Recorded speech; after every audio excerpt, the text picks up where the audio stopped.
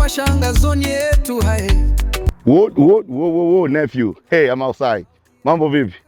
Inakuaje bwana? Sasa hapa leo nataka niongee na makundi ya wasichana, lakini kabla na kina mama, lakini kabla sijaendelea nataka niwaambie hivi, niko hapa kwa ajili ya wadhamini wangu One Africa. Hapo yenu hiyo. Hey, sasa tuendelee. Sasa leo nakuja kuongea na wale wanawake wenye attitude, kwa sababu mko kwenye makundi. Acheni.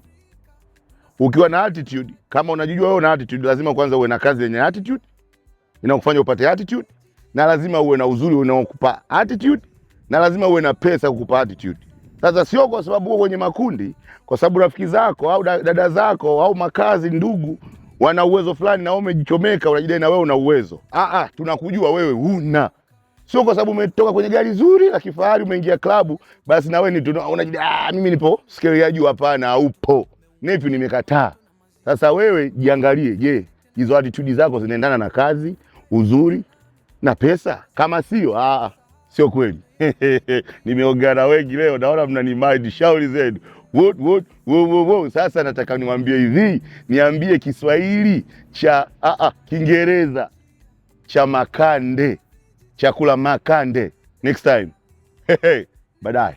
Zoni